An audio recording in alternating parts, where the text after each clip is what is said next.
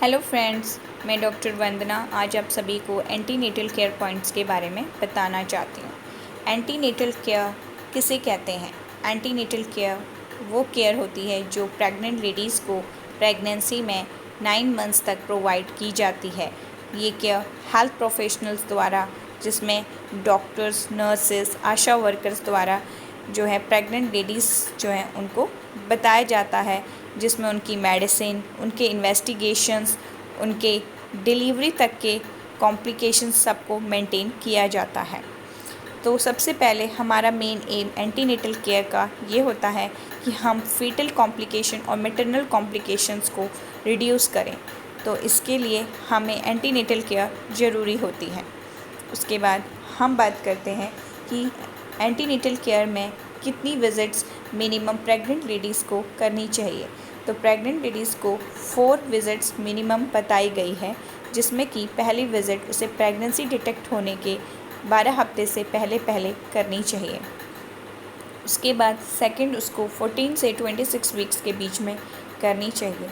Third visit 28 से 34 weeks के बीच में करनी चाहिए।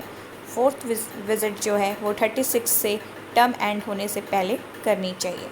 इन सभी विज़िट्स में हेल्थ केयर टेकर जो भी होते हैं उनको ये ध्यान रखना चाहिए कि वो ANC का ब्लड प्रेशर और वेट ज़रूर चेक करें। उसके बाद हम बात करेंगे कि कुछ ऐसे डाइटरी सब्सटेंसेस जो प्रेगनेंसी में हमें अवॉइड करनी चाहिए, जिसमें हैवी ईटिंग और एक्सेसिव ईटिंग हमें अवॉइड करनी चाहिए। लंबे समय तक फास्टिंग रखना हमें अवॉइड करना चाहिए। Salty, spicy, fried, tin foods, fermented foods हमें अवॉइड करने चाहिए। Excessive meat, pork, daily fish भी हमें अवॉइड करना चाहिए। ब्रेड, बेकरी आइटम्स, चिवड़ा, भेल, पानी पूरी, वड़ा पाव, पिज़्ज़ा, बर्गर्स, पापड़, पिकल, सॉस, नूडल्स, ये सभी चीज़ें हमें अवॉइड करनी चाहिए। फ्रूट सैलेड्स हम ले सकते हैं, लेकिन फ्रूट्स को मिल्क के साथ मिक्स करके नहीं लेना चाहिए। Cold drinks, T, coffee, wine, ये सब एक्सेस में नहीं लेना चाहिए।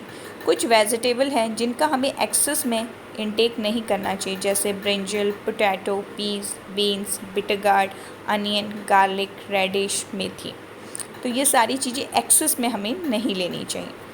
उसके बाद फ्रूट्स का इंटेक हमें करना चाहिए, मगर पपाया और पाइनएप्पल, ये 2 फ्रूट ऐसे हैं जिनका इंटेक प्रेगनेंसी में नहीं करना चाहिए। उसके बाद कुछ लाइफस्टाइल्स हैं जिन पर हमें ध्यान रखना है कि उन्हें हम ना करें, स्पेशली फर्स्ट 3 मंथ्स में बिल्कुल फॉलो ना करें, जिसमें एबनॉर्मल पोजीशन में बैठना, नेचुरल अर्जेस को रोकना, यानी कि यूरिन, स्टूल्स को रोकना, इम्प्रॉपर या एक्सेसिव एक्सरसाइज करना, जर्की व्हीकल्स पे राइड करना, जैसे कि ऑटो रिक्शा, मोटरसाइकिल, स्कूटी, इन पे जो है राइडिंग करना नहीं चाहिए। अनप्लेजेंट वर्ड्स को सुनना, सुपाइन पोजीशन में स्ट्रेच्ड एक्सट्रीमिटीज़ के साथ सोना हमें अवॉइड करना चाहिए। सेक्स को हमें अवॉइड करना चाहिए, और एंजाइटी, स्ट्रेस, ये सभी चीज़ें जो हैं हमें अवॉइड करनी चाहिए। कुछ इन्वेस्टिगेशन जो हैं वो प्रेगनेंसी में इम्पॉर्टेंट होती हैं। उसमें सबसे पहले फर्स्ट विज़िट में जो रूटीन इन्वेस्टिगेशंस कराए जाते हैं, उसमें haemogram, haemoglobin, HbAg, HIV, VDRL, PSL blood sugar random, GTT, liver function test, lipid profile, urine जो है होता है। उसके साथ साथ कुछ इन्वेस्टिगेशन जो हैं वो ANC में हर महीने चेक कराई जाती हैं, जिसमें कि हीमोग्लोबिन हर महीने चेक किया जाता है। अगर यूरिन में इन्फेक्शन लगे तो यूरिन भी जो है चेक किया जाता है। उसके साथ साथ 6th मंथ में GTT कराया जाता है। तो ये कुछ इन्वेस्टिगेशंस हैं। उसके साथ साथ जो इन्वेस्टिगेशन एज़ पर जो उसके सिम्टम्स होते हैं उसके अकॉर्डिंग किया जाता है। उसके बाद हम अल्ट्रासोनोग्राफ़ी की बात करते हैं। तो कुछ अल्ट्रासोनोग्राफ़ी हैं जो कि बहुत इम्पॉर्टेंट होती हैं। उसमें सबसे फर्स्ट, जब प्रेगनेंसी डिटेक्ट होती है तो ये रूल आउट करने के लिए कि एक्टोपिक प्रेगनेंसी तो नहीं है, हम सबसे पहले जो अल्ट्रासाउंड करवाते हैं। उसके बाद एंटी स्कैन और एनोमली स्कैन, एंटी स्कैन 11 से 12 वीक्स के बीच में और एनोमली स्कैन 18 से 20 वीक्स के बीच में कराया जाता है। ये कंजेनाइटल डिफॉर्मिटीज़ के लिए होता है।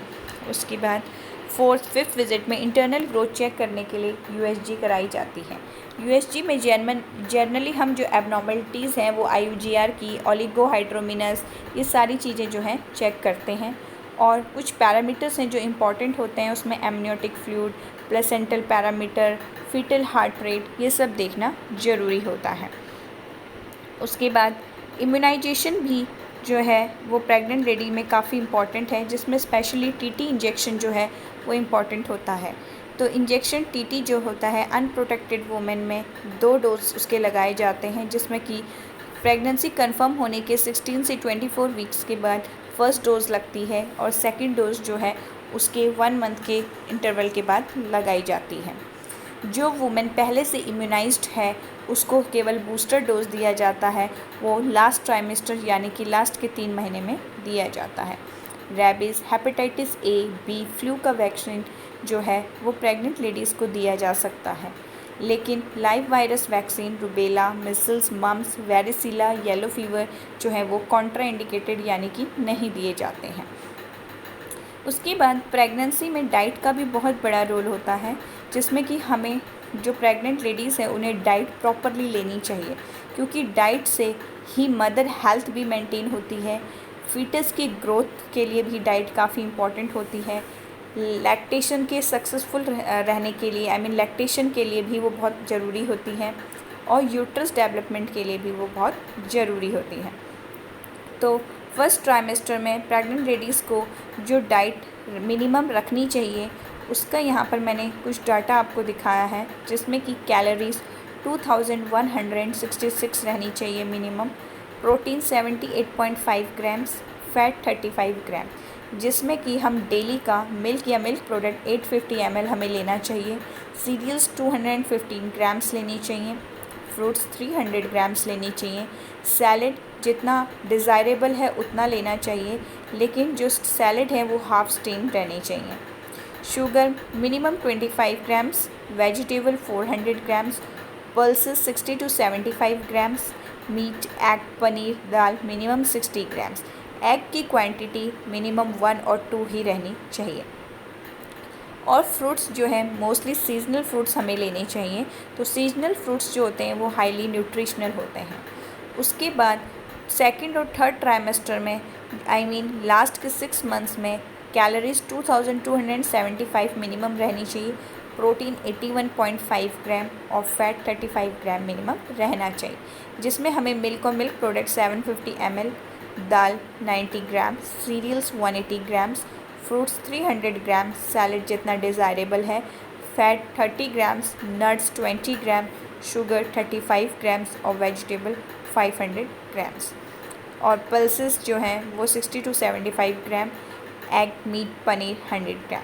इस तरीके से हमें प्रेगनेंसी के लास्ट ट्राइमेस्टर में जो है अपना इंटेक रखना चाहिए। और उसके साथ साथ बटर मिल्क भी आप ले सकते हैं। आप वेजिटेबल में ग्रीन वेजिटेबल्स ज़्यादा लीजिए, क्योंकि ग्रीन वेजिटेबल्स जो होते हैं वो आयरन रिच होते हैं, इसलिए ग्रीन वेजिटेबल्स जो है हमें ज़्यादा से ज़्यादा लेने चाहिए। नट्स जो हैं वो सोक्ड होने चाहिए, तो भिगोकर ही नट्स को लेना चाहिए। तो ये थे हमारा डाइट रिलेटेड कुछ चीज़ें जो कि मैंने आपको बताई थी। उसके साथ साथ जितना भी न्यूट्रिशनल डाइट है वो हम ले सकते हैं। उसके बाद मैंने कुछ एलिमेंट्स यहाँ बताए हैं जो मिनिमम जो प्रेगनेंसी में जो हैं आते हैं और आपको दिक्कत करते हैं। तो जिसमें कि सबसे फर्स्ट है नोज़िया एंड वोमिटिंग। नोज़िया और वोमिटिंग प्रेगनेंसी में स्पेशली मॉर्निंग में होती है।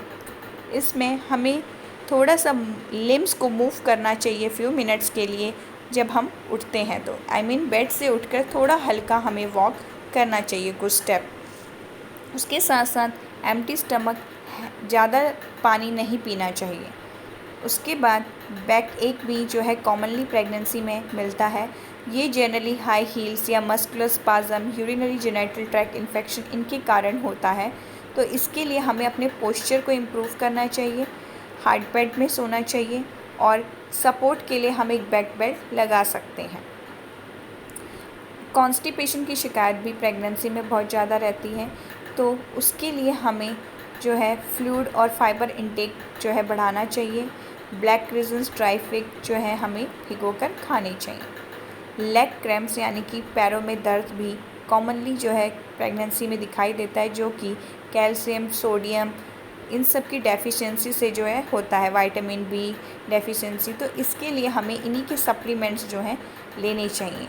और उसके साथ साथ लोकल एप्लीकेशन में हम मूव यूज़ कर सकते हैं। एसिडिटी एंड हार्टबर्न भी जो है प्रेगनेंसी में काफ़ी कॉमन होता है, जिसमें कि हमें उसके लिए मेडिसिन नहीं लेनी चाहिए। कोशिश करनी चाहिए कि हम स्पाइसी फूड, टी, कॉफ़ी इनका इंटेक जो है वो रिड्यूस करें। वेरिकोस वेन भी काफ़ी ज़्यादा जो है प्रेगनेंसी में दिखाई देता है, तो जिनको वेरिकोस की दिक्कत प्रेगनेंसी के दौरान आती है वो क्रेप बैंडेज जो है सपोर्टिंग के लिए लेग में लगा सकते हैं और अपने पैर को थोड़ा सा उठाकर रेस्ट करना चाहिए। वैसे ही अगर वल्वल वेरिकोसिटी है तो उसमें भी हमें थोड़ा सा पैर उठा के रेस्ट करना चाहिए। लेकिन रेक्टल वेरिकोसिटी अगर होती है या हेमोरॉइड की दिक्कत, पाइल्स की दिक्कत प्रेगनेंसी के दौरान आती है, तो उसमें हमें ध्यान रखना चाहिए कि हमें प्रेशर के साथ जो है बाउल इवैक्यूएशन नहीं करना चाहिए। फ्लूइड और फाइबर की डाइट को बढ़ाना चाहिए। जंक फूड, स्पाइसी फूड को जो है अवॉइड करना चाहिए और ब्लैक रेजिन्स ड्राई फिग को भिगो के खाना चाहिए। वेजाइनल डिस्चार्ज भी काफ़ी ज़्यादा प्रेगनेंसी में होता है। इसमें हमें कुछ नहीं करना, सिर्फ हाइजीन को मेंटेन रखना है और कुछ फूड आइटम्स हैं जैसे कर्ड और फिश, उसको अवॉइड करना है। और अगर फिर भी बहुत ज़्यादा डिस्चार्ज है तो आपको जो है लास्ट ट्राइमेस्टर में अगर आपको डिस्चार्ज लग रहा है, मीन्स आपका जब प्रेगनेंसी की डेट आने वाली, डिलीवरी की डेट आने वाली है और उस टाइम पर आपको डिस्चार्ज लगता है, तो आपको उस टाइम पर तुरंत गायनी को कंसल्ट करना है। उसके साथ एंकल एडिमा यानी पैरों में सूजन भी जो है प्रेगनेंसी में दिखाई देती है। कभी कभी ये सिर्फ फिजियोलॉजिकल एडिमा रहता है, जिसके लिए हमें उसमें कोई ट्रीटमेंट की ज़रूरत नहीं होती है। सिर्फ हल्का पैरों को ऊपर करके आराम करना चाहिए और अपने खाने में नमक जो है कम रखना चाहिए। लेकिन जब भी आपको पैरों में सूजन लगे तो गायनी से कंसल्ट ज़रूर करना चाहिए। बहुत ज़्यादा खुजली और स्ट्रेच मार्क्स जो है एब्डोमेन में प्रेगनेंसी में कॉमनली आते हैं, तो उसके लिए आपको कुछ नहीं करना है। आप डिलीवरी के बाद जो है लोकल एप्लीकेशन जो है एब्डोमिनल एरिया में कर सकते हैं। तो ये थे कुछ पॉइंट्स जिनके बारे में मैंने आपको बताया। ये एंटीनेटल केयर है के पॉइंट्स हैं जो कि हमें सबको पता होनी चाहिए। बाकी जो एंटीनेटल केयर है वो काफ़ी वास्ट टॉपिक है, जिसमें काफ़ी सारी चीज़ें आती हैं, काफ़ी सारे इन्वेस्टिगेशंस आते हैं, काफ़ी सारे ट्रीटमेंट्स आते हैं। तो वो सारे ट्रीटमेंट इन्वेस्टिगेशन के लिए जो आपकी गायनिकोलॉजिस्ट हैं वो आपको कंसल्ट करेंगी। तो ये चीज़ मेरी तरफ से आप लोगों के लिए थी कि आपको क्या चीज़ें पता होनी चाहिए, जिससे कि आप अपनी प्रेगनेंसी के दौरान कोई भी चीज़ मिस ना करें। तो थैंक यू वेरी मच। और अगर आपको ये वीडियो पसंद आया तो प्लीज़ इसे लाइक, शेयर एंड सब्सक्राइब कीजिए। Thank you.